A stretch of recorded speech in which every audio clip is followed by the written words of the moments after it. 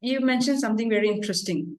You said during your course of treatment for all these patients, you've never come across a wife who tells the husband that she's going to leave him because of his subfertility issues. Yeah, just one case in that wife didn't say. Husband told me that wife might leave. Okay. I'm not sure about that case. He said that wife said that just one case in 11 or 12 years.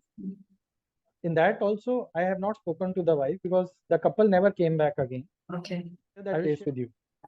That patient was on treatment for anxiety disorder with me. Okay. He got married. Then for a few months, he was abstinent for the treatment. After a few months, I got a call. That doctor, I got married and I'm having a sexual issue. I said, okay, you come for treatment. He said that actually we have shifted to some other place, so I couldn't come for last 3 months. So I am having sexual problem. Now kindly give me treatment because I am sure that I don't remember the word sure or my something he said that my wife will be going with some other male if she doesn't get pregnant. I said, see, you will have to come to me so that I can talk to your wife. What is the thing? And since you were already on treatment for anxiety disorder, so I don't know whether your wife told or you are perceiving it. So that was the only case where I am not sure. Rest of the cases, whenever the couple comes, wife just says in Hindi, अरे तुम पागल हो क्या, ऐसा थोड़ी होता है, इस चीज के लिए तो नहीं छोड़ूंगा. Yes, yes. ठीक है. So it doesn't happen. It is usually, I'm not saying that it cannot happen. Yes. Because every human being is different. But I'm just sharing my experience of last 10 or 12 years. I haven't come across any such case. Share that case with you. That patient was on treatment for anxiety disorder with me. Okay. He got married. The problem happens because, see, if because of this infertility issue, the type of relationship between the couple is not good. Type of relationship means they are irritable toward each other, not sharing the good moments with each other. Then this separation and divorce, those things, they come up. Do you also do marriage counseling in the site? When these see, there is not. I don't use the word marriage counseling as such, but counseling, yes, I do. Yes. In that, different type of clients or patients they come in. Okay. Again, I'll share my experiences. I'm not saying it is a scientific thing or scientific research. I'm just sharing experiences.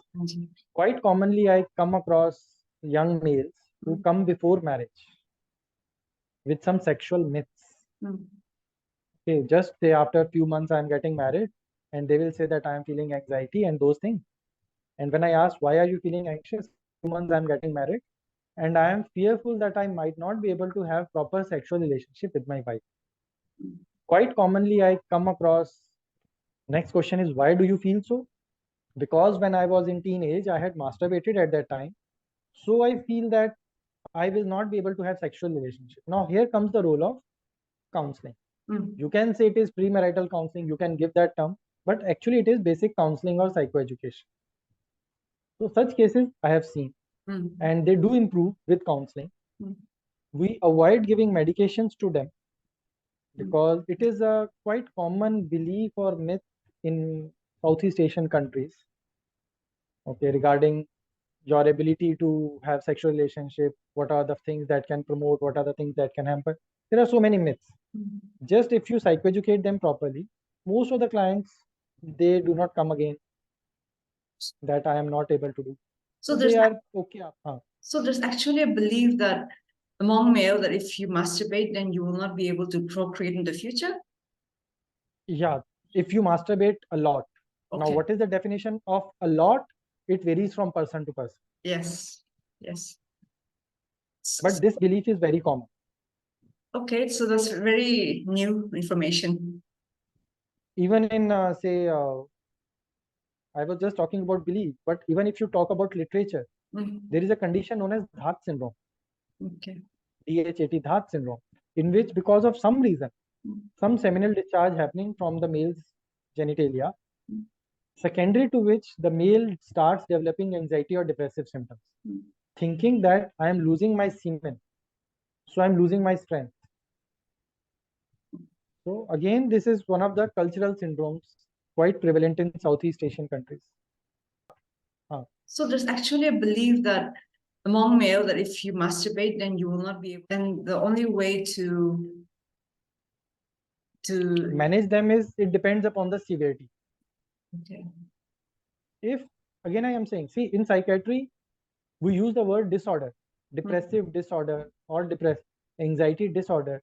If the symptoms are to a threshold level that they are affecting person's life, that throughout the day I am bothered about that, even if I try to not think about these things, still those thoughts are not going out of my mind. Cases they improve with psychological help.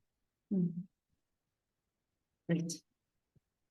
Cases that's a lot of doubts and questions explained. Dr. Rahul, when we talk about male infertility and mental health, what is the one advice that you want to give both the partners?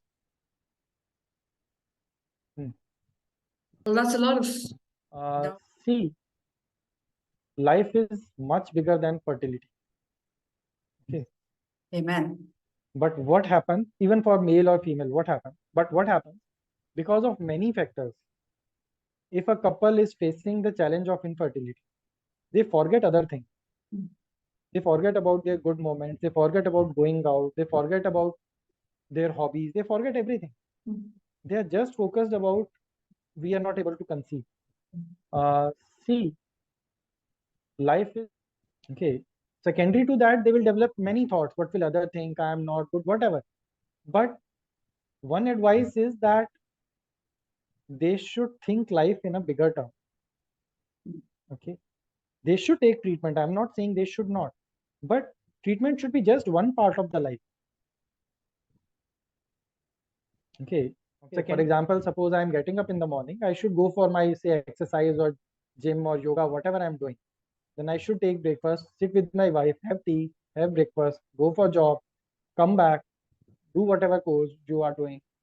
For treatment of infertility, you will be going just once in a week or whatever treatment protocol your gynecologist or infertility specialist has given.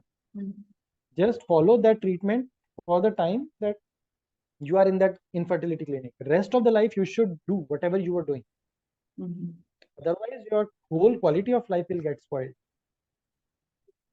Okay, for example, suppose I am getting up in the morning, I should go for my, say, I've seen some couples, those who have taken loan.